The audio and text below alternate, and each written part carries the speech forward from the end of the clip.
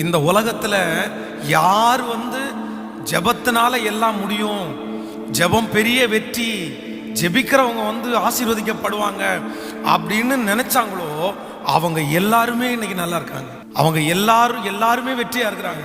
நீங்கள் மோகன் சிலாசரஸ் ஐயாவை பாருங்க. ஜெபகோபுரம் கட்டப்பட்டிருக்கிற அந்த இடம் அவர் ஃபர்ஸ்ட் ஊழியம் செய்யும் போது அது ரொம்ப அவுட்டரான இடம். அந்த இடத்துக்கு யாருமே வரமாட்டாங்க. அது ஒரு பெரிய காடு. ஆனா இன்னைக்கு அங்கேயே ரயில்வே ஸ்டேஷன், அங்கேயே பஸ் ஸ்டாப், நிறைய பஸ்ஸினுடைய போர்டை இயேசு விடுவிக்கிறான்னு போட்டு தான் ஓடுது. என்ன அப்படின்னா அவர் ஒன்னே ஒன்று சொல்லுவாரு, ஜெபத்தினுடைய மேன்மை என்னன்னு தெரிஞ்சதுனால இன்னைக்கு உலகத்துல இருக்கிற ஆயிரக்கணக்கான பேரை அவர் அங்க வர சொல்லி அங்க சாப்பாடு கொடுத்து ஜெபிக்க மட்டும் சொல்றாரு. அவங்களுடைய ஊழியத்தினுடைய வெற்றியினுடைய ரகசியமே ஜெபம் தான். இன்னைக்கும் அதை ஃபாலோ பண்றாங்க. அதனால உங்களுடைய வாழ்க்கையிலே இனி உங்களுக்கு வெற்றி மேல வெற்றி வரணும்னா நீங்க இப்ப ஜெபம் பண்ணா தான் அந்த வெற்றி உங்களை தேடி வரும்.